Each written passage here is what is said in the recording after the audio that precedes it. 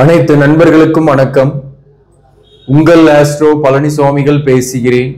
இந்த காணொளியில கும்பம் ராசிக்கு அக்டோபர் மாத ராசி பலனை பொது பலனாக பார்க்கலாம். இந்த கும்பம் ராசிக்கு ஏழரை சனியில பாத சனி, அதோட தாக்கங்கள் கொஞ்சம் இருக்கும்.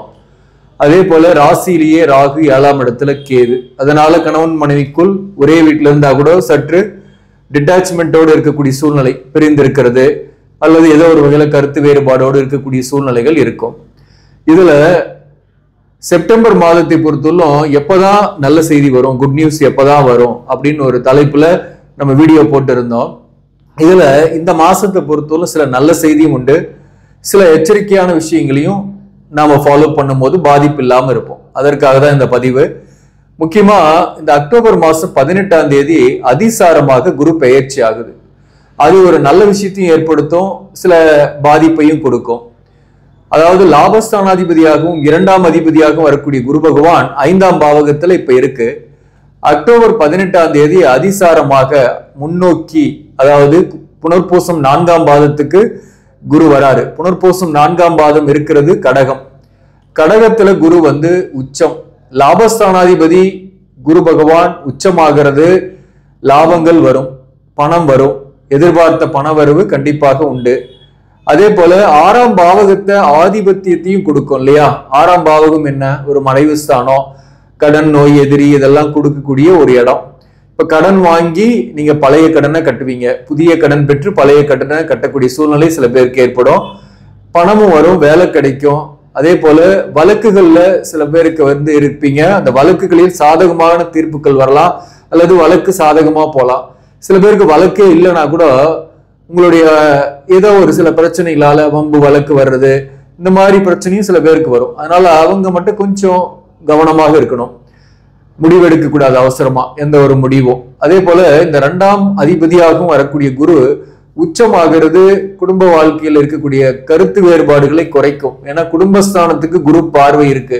இந்த தனம், குடும்பம், வாக்குஸ்தானத்தில் இருக்கக்கூடிய சனி வக்ரம் பெற்று இருக்கிறதுனால உங்களுடைய வார்த்தைகளை மற்றவர்கள் தவறாக புரிந்து கொள்வார்கள். அதனாலேயே குடும்ப வாழ்க்கையில நிறைய சண்டை, உறவுகளோட பகை, அது குறையும். இந்த குருவோட பார்வை 2ஆம் பாவகத்துக்கு இருக்கு, சனிக்கும் இருக்கு. சனி உங்க ராசி அதிபதி, அந்த வகையில தெளிவு கிடைக்கும்.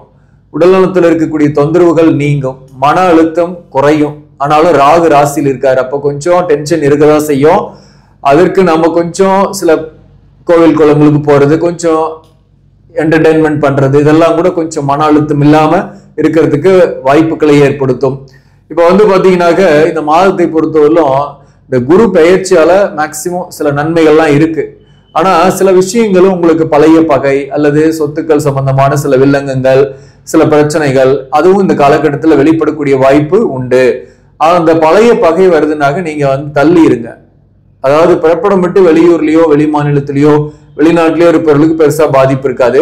சொந்த ஊர்ல இருப்பவர்களுக்கு கொஞ்சம் சில பிரச்சனைகள் வரும், அவங்க கொஞ்சம் தள்ளி இருக்கலாம் அல்லது அந்த விஷயத்தில் ஈடுபடாம இருக்கலாம். மேலும் இந்த குரு பாத்தீங்கன்னாக்கா அக்டோபர் 18ஆம் தேதியில கடகத்துக்கு வருது. நவம்பர் 11ஆம் தேதி வரலும் கடகத்துலதான் இருக்கும். நவம்பர் 11ஆம் தேதி வக்ரம் பெற்று மீண்டும் பின்னோக்கியே நகர்ந்து 5ஆம் பாவகமாக வரக்கூடிய மிதுனத்துக்கே செல்கிறது. வக்கர கதியில தான் இருக்கும். ஏறத்தாழ நவம்பர் மாசத்துல இருந்து அப் டு மார்ச் மாசம் வரலும் இந்த குரு வக்கர கதியில இருக்கும். இதுல பொதுவாகவே கும்பராசிக்கு குரு வக்கரமான நல்லதுதான். அது உங்க சுய ஜாதகத்துல யாருக்கெல்லாம் குரு வக்கரமா இருக்கோ அவங்களுக்குலாம் ரொம்ப ரொம்ப நல்லதாவே இருக்கும், நல்ல விஷயங்கள்லாம் ஏற்படும். அந்த வகையில அது ஒரு பாசிட்டிவான காலகட்டம் தான். அப்ப இந்த அக்டோபர் மாசமும் ஓரளவுக்கு சமாளிக்கக்கூடிய அளவுக்குல தான் இருக்கு. உங்களுக்கு ஒரு நல்ல செய்திகளும் இந்த காலகட்டத்தில் வரும். அதாவது அதிரடியாக இறங்கி செயல்பட போறீங்க, இனி அதிரடி தான் அப்படின்ற மாதிரி உங்களுக்கு ஒரு தெளிவான சிந்தனைகள் கிடைக்கும். ஒரு தெளிவாகவும் இறங்கி செயல்படுவீங்க, அதனால பாசிட்டிவா இருக்கும். இந்த சூரியனை பொறுத்தவரையிலும் 7ஆம் அதிபதி 8ஆம் இடத்துல இருக்கு.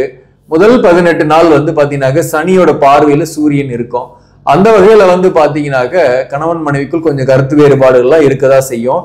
சில பேருக்குலாம் சில தவறான நபர்களோட தொடர்புகள் அல்லது தவறான நண்பர்கள், அவங்களால பாதிப்புகள் போன்றவையும் இந்த காலகட்டத்தில் ஏற்படும். அதுல மட்டும் நீங்க கவனமா இருக்கணும். இந்த 7ஆம் இடத்துல கேதுவும் சுக்கிரனும் சேர்ந்து அக்டோபர் 9ஆம் தேதி வரலும் இருக்கும்.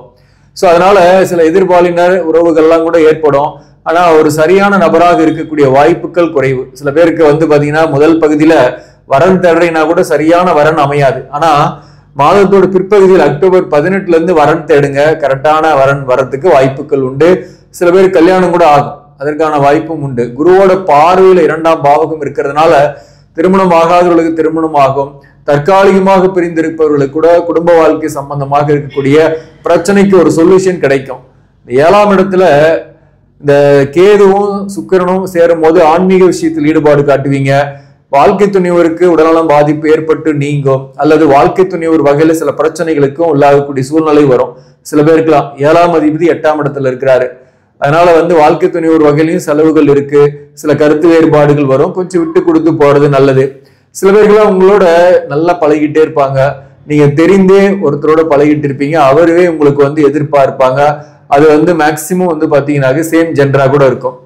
அதாவது ஆணா இருந்தா ஆண், பெண்ணா இருந்தா பெண், அவங்களாலேயே கூட சில பிரச்சனைகளுக்கு உள்ளாகக்கூடிய சூழ்நிலை இந்த காலகட்டத்தில் உண்டு. அதுலயே கொஞ்சம் கவனமாக இருங்க. கூட்டு தொழில் கூட்டாளிகள் வச்சு செய்யறவங்க கொஞ்சம் கவனமா இருங்க. அவங்களோட மனவஸ்தங்கள் கருத்து வேறுபாடுகள் வரக்கூடிய வாய்ப்புகள்லாம் இந்த காலகட்டத்தில் உண்டு. மேலும் இந்த காலகட்டத்தை பொறுத்தவரையில் இந்த சூரியன் 8ஆம் இடத்துல இருந்து 9ஆம் பாவகத்துக்கு அக்டோபர் 18ஆம் தேதி பயிற்சி ஆகும். 9ஆம் பாவகத்துல மாதம் ஃபுல்லாவே புதனும் செவ்வாயும் இருக்கு. 10 குடிவன் 9ஆம் பாவகத்துல 3ஆம் இடத்தை தன்வீட்டியே பார்க்கும் செவ்வாய். அந்த வகையில நிறைய முயற்சி செய்வீங்க, எஃபோர்ட் போடுவீங்க, கடின உழைப்புக்கு ஏற்ற பலன்கள் கிடைக்கும். புதனை பொறுத்தவரையிலும் 9ஆம் பாவகத்துல நிக்குது, அதாவது 5ஆம் அதிபதி 9ஆம் பாவகத்துல இருக்கலாம். அது வகையில பார்க்கும்போது நன்மைகள் தான். ஸோ அந்த வகையில சொத்துக்கள் தொடர்பான பிரச்சனைகள் வருதுன்னா கூட அதுல உங்களுக்கு ஆதாயங்கள் வரும். அல்லது பூர்வீக சொத்தோ அல்லது பழைய சொத்து வித்துட்டு ஒரு புதிய சொத்து வாங்குறது, வாகன கடன் வாங்குறது, இஎம்ஐ போட்டு வீடு வாங்குறது, இந்த மாதிரியான விஷயங்களும் சில பேருக்கு ஏற்படும். மாதத்தோட பிற்பகுதியில அக்டோபர் 9ஆம் தேதியிலிருந்து சுக்கிரனும் 8ஆம் இடத்துக்கு பயிற்சி ஆகும். 8ஆம் இடத்துல சுக்கிரன் நீசம், அதாவது கன்னியில சுக்கிரன் நீசம். ஆனாலும் புதனோட பரிவர்த்தனை ஆகுது. புதன் துலாம்ல இருக்கு, சுக்கிரன் கன்னியில இருக்கும். அந்த வகையில பரிவர்த்தனையின் மூலம் சுக்கிரன் நீச பங்கமாகிறாரு. அதனால 4ஆம் அதிபதியாகவும் உங்களுக்கு 9ஆம் அதிபதியாக வரக்கூடிய சுக்கிரன் நீசபங்கமாகி வலுவாக இருக்கிறதுனால உங்களுக்கு பொறுத்தவரை இந்த காலகட்டத்தில் தந்தையால நன்மைகள் இருந்தாலும் தந்தையுடன் கருத்து வேறுபாடோ அல்லது தந்தைக்கு உடல்நல தொந்தரவு பாதிப்போ வரக்கூடிய வாய்ப்பும் உண்டு. தந்தையின் உடல்நலத்துல கொஞ்சம் கவனம் செலுத்திங்க. 8ஆம் இடத்துல சுக்கிரன் இருக்கும்போது திடீர்னு தனவரவும் ஏற்படும், கடனும் ஏற்படும். அதே போல ஒரு சிலருக்கு தொலைதூர பயணங்கள் ஏற்படும், இடமாற்றங்கள் சில பேருக்கு ஏற்படும், தாய்நாட்டுக்கு வரக்கூடிய வாய்ப்பு சில பேருக்கு ஏற்படும். அதே போல சில பேருக்கெல்லாம் வேற மாநிலத்துல ஒர்க் பண்றீங்கன்னா சொந்த ஊருக்கு வரக்கூடிய சூழ்நிலைகள் இந்த காலகட்டத்தில் ஏற்படும். மேலும் இந்த மாதத்தை பொறுத்தவரை தொழில எப்படி இருக்கும்னாக்க, தொழில ஆரம்பத்துல கொஞ்சம் ஒர்க் ப்ரெஷர் டென்ஷன் இருக்கும். ஏன்னா இந்த மாதத்தை பொறுத்தவரை ராகு பாத்தீங்கன்னாக்க புரட்டாதி நட்சத்திரத்துல 3ஆம் பாதத்திலையும், சனி மீனத்துல இருந்தாலும் புரட்டாதி 4ஆம் பாதத்துல இருக்கு. புரட்டாதிலேயே சனி ராகு சேர்க்கை இருக்கிறதுனால ஒர்க் பண்ணக்கூடியவர்களுக்கு யாருக்கெல்லாம் உங்க சுய ஜாதகத்துல சனி வக்கரமாகலையோ அவங்களுக்கெல்லாம் ஒர்க் ப்ரெஷர் டென்ஷன் இருக்கும். இந்த குரு பெயர்ச்சிக்கு அப்புறம் கொஞ்சம் குறையும், கொஞ்சம் சமாளிப்பீங்க.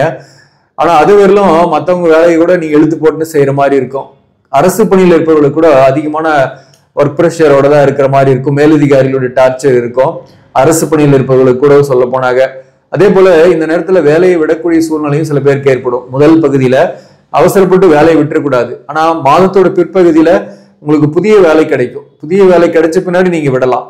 அதே போல மாதத்தோட பிற்பகுதியில குரு அதிசார பெயர்ச்சிக்கு அப்புறம் உங்களுக்கு இந்த வேலை பலு அல்லது டென்ஷன் கொஞ்சம் குறையும். அதனால பாதிப்பு பெருசா இருக்காது. முதல் பகுதியில வேலை பார்க்கக்கூடிய இடத்துல மேலதிகாரிகள் மற்றும் சக பணியாளர்கிட்ட கொஞ்சம் கவனமா இருங்க. அவங்கக்கிட்ட வாக்குவாதங்கள்லாம் செய்யாம இருக்கிறது அல்லது வெளிப்படையா அவங்க கிட்ட எதையும் சொல்லாம இருக்கிறதுலாம் உங்களுக்கு நன்மைகளை ஏற்படுத்தும். இப்போ இந்த மாதத்தை பொறுத்தவரை எந்தெந்த தொழிலெல்லாம் சிறப்பாக இருக்கும் அப்படின்னாக்க, குறிப்பா 10ஆம் அதிபதியாக வரக்கூடிய செவ்வாய் சுக்கிரனோட வீட்டுல இருக்கு. அந்த வகையில ஆடை ஆபரணம், மீடியா சார்ந்த துறை, உணவு சார்ந்த துறை, டிராவல்ஸ், கம்ப்யூட்டர், ஐடி சார்ந்த துறை, அரசு பணியில் இருப்பவர்கள் மற்றும் ரியல் எஸ்டேட்டு, மண்மனை தொடர்பான விவசாயம் தொடர்பான துறைகள், வாக்கால் பிழைக்கக்கூடிய தொழில், குரு உச்சமாகிறதுனால 6ஆம் இடத்துல நிதி சார்ந்த துறை, ஆசிரியர் பணி, இந்த மாதிரியான துறைகளில் இருப்பவர்களுக்கு, அக்கௌண்ட்ஸ், இந்த மாதிரி துறைகளில் இருப்பவர்களுக்கும் இந்த மாதம் அவர்களுக்கு பணம் வரும். பணம்லாம் வரும். லாபஸ்தான அதிபதி உச்சமாகிறதுனால பணம் வரும். அதை கடனுக்கு கட்டுற மாதிரி இருக்கும். பிள்ளைகள் வகையில உங்களுக்கு செலவுகள் கொஞ்சம் ஏற்படும். அது சுப செலவுகளாகவே இருக்கும். அதே போல புத்திர பாக்கியம் இல்லாதவர்களுக்கு புத்திர பாக்கியம் கிடைக்கும். சில பேர் மருத்துவ ட்ரீட்மெண்ட் எடுக்கக்கூடிய சூழ்நிலை இந்த காலகட்டத்தில் ஏற்படும் புத்திர பாக்கியத்துக்காக. அது பாசிட்டிவாவே இருக்கும். இதெல்லாம் பொது பலன் தான். நம்ம ஜாதகத்துல புத்திர பாக்கியம் கிடைக்கக்கூடிய பிராப்தங்கள் இருந்ததுன்னா ஆட்டோமேட்டிக்காவே குழந்தை பிறந்துடும். ரொம்ப 5 வருஷம் 6 வருஷம் லேட் ஆகிட்டே இருக்குன்னாக்க 2 பேருக்குமே நீங்க செக் பண்ணிக்கணும். புத்திர பாக்கியம் 2 பேருக்குமே அந்த பிராப்தம் இல்லைனாதான் அந்த மாதிரி 5 வருஷம் 10 வருஷம் எல்லாம் போகும். அப்படிப்பட்டவர்களுக்கு மருத்துவ ட்ரீட்மெண்ட் எடுத்துக்கக்கூடிய நேரம் நல்ல நேரமா, நடக்கக்கூடிய தசாபுக்தி நல்ல தசாபுக்தியான்னு பார்த்துட்டு எடுத்துங்க. பொதுவான காலகட்டம் பொது பலனா சொல்லும் போது குரு உச்சமாகிறதுனால போலான்னு நான் சொல்றேன். உங்க ஜாதகத்தையும் பார்த்துட்டு ஒரு முடிவெடுங்க. அடுத்தது இங்க அவிட்டம் நட்சத்திரம். அவிட்டம் நட்சத்திரத்தில் பிறந்தவங்களுக்கு உடல்நல தொல்லைகள்லாம் பெருசா இருக்காது. கொஞ்சம் ரிலாக்ஸ்டா இருக்க போறீங்க. கணவன் மனைவி உறவு நிலையில கொஞ்சம் சில கருத்து வேறுபாடுலாம் மாதத்தோட முதல் பகுதியில வரும். அல்லது வாழ்க்கை துணைக்கு உடல்நலம் பாதிப்பு ஏற்பட்டு நீங்கும். சில தவறான நபர்களை அடையாளம் காண்பீங்க. உங்களை சுத்தியே இருப்பாங்க. அதே போல சில பேருக்கு பயணங்கள் ஏற்படும். சில பேருக்கு வேலையில இடமாற்றங்கள் ஏற்படும். வேலை இல்லாம நீங்க அவசரப்பட்டு விடக்கூடாது. புதிய வேலை கிடைக்காம, அது ரொம்ப முக்கியம். மேலும் சில பேருக்கெல்லாம் பாத்தீங்கன்னாக்க கடன் வாங்கி புதிய கடனை அடைப்பீங்க. சதயம் நட்சத்திரத்தில் பிறந்தவர்களுக்கும் கடனை அடைப்பீங்க. அல்லது பழைய கடனை புதிய கடன் பெற்று அடைக்கக்கூடிய வாய்ப்பு இந்த காலகட்டத்தில் ஏற்படும். சதயம் நட்சத்திரத்தில் பிறந்தவர்களுக்கு கணவன் மனைவிக்குள் ஒரு சின்ன சின்ன சண்டைகள் சச்சரவுகள் இருக்கும். ஒன்னா இருக்கக்கூடியவர்களுக்கு, பிரிந்து இருக்கக்கூடியவர்களுக்கு சேர முடியுமானா, இந்த காலகட்டத்துல தோஷம் இல்லாம பிரிஞ்சிருக்கீங்கன்னா கூட பேச்சுவார்த்தை நடத்தலாம். அதற்கான ஒரு சொல்யூஷன் கிடைக்கும். பெரிய தோஷம் இல்லை அப்படின்னாக்க அந்த குரு பார்வை இருக்கிறனால ஐப்பசி மாதம் சேர்ந்து விடக்கூடிய சூழ்நிலைகள்லாம் ஏற்படும். மாதத்தோட முதல் பகுதியில வாழ்க்கை துணை ஒரு வகையில வருத்தங்கள், சில பிரச்சனைகள் இருக்கும். அதே போல சதயம் நட்சத்திரத்தில் பிறந்தவர்களுக்கு புதிய வாய்ப்புன்றது அக்டோபர் 18ஆம் தேதிக்கு பிறகு கிடைக்கும். வேலை வாய்ப்பு, வேலை தேடக்கூடியவர்களுக்கு. பிள்ளைங்க படிக்கக்கூடிய மாணவர்களுக்குமே கூட உடல்நல தொந்தரவு இல்லாம இருப்பீங்க. மாதத்தோட பிற்பகுதியில நல்லாவே படிப்பீங்க. எழுதக்கூடிய தேர்வுகளில் வெற்றிகள் உண்டு கண்டிப்பாக. சதயம் நட்சத்திரத்தில் பிறந்தவர்களுக்கு பொறுத்தவரையிலும் இந்த நேரத்துல புதிய திட்டம் போடலாம், அல்லது புதிய வேலை செய்யலாம், அல்லது புதிய தொழில் ஆரம்பிக்கலாம்ன்ற எண்ணங்கள்லாம் நிறையவே வரும். அதை செயல்படுத்தலாமான்னா உங்க சுய ஜாதகத்தையும் செக் பண்ணிட்டு மாதத்தோட பிற்பகுதியில செயல்படுத்துங்க. புரட்டாதி நட்சத்திரத்தில் பிறந்தவங்க தான் கொஞ்சம் கவனமா இருக்கணும். ஏன்னா புரட்டாதி நட்சத்திரத்துல தான் சனியும் இருக்கு, ராகுவும் இருக்கு. அந்த வகையில கொஞ்சம் மன அழுத்தம், டென்ஷன்லாம் இருக்கதான் செய்யும். வாழ்க்கை துணையுடன் விட்டு கொடுத்து போயிடுறது நல்லது. அவருக்கு உடலான தொந்தரவு, பாதிப்பு, அல்லது அவரால் உங்களுக்கு பிரச்சனை, பிரிஞ்சிருக்கிறது, ஒரே வீட்டுல இருந்தா கூட ஒரு மன அழுத்தம் இருக்கும். ஒரு சச்சரவுகள் இருந்துகிட்டே இருக்கும். அதாவது உங்களை புரிந்து கொள்ளலையே என்ற ஒரு கவலைகள் உங்களுக்கு இருந்துகிட்டே இருக்கும். புரட்டாதி நட்சத்திரத்தில் பிறந்தவர்களுக்கு கடன் வாங்குவீங்க. புதிய கடன் பெறக்கூடிய வாய்ப்பு உண்டு. அதே போல சுப செலவுகள் ஏற்படும். மேக்சிமம் இஎம்ஐ, வண்டி வாகன மாற்றம், வண்டிக்கு செலவு பண்றது, அல்லது வீடு ஆல்ட்ரேஷன், வீடு வாங்குறது, இந்த மாதிரியான சுப கடன்கள் படக்கூடிய வாய்ப்பு புரட்டாதி நட்சத்திரத்துக்கு நிறையவே உண்டு. மேலும் இந்த குரு அக்டோபர் 18ஆம் தேதிக்கு 6ஆம் இடத்துக்கு வந்த பின்னாடி ஓரளவுக்கு மன அழுத்தம் இல்லாம இருப்பீங்க. ஆனா உடல்நல விஷயத்துல புரட்டாதி நட்சத்திரத்தில் பிறந்தவங்க இந்த மாதம் ஃபுல்லாவே கவனமா இருக்கணும். அது ரொம்ப ரொம்ப முக்கியமானது.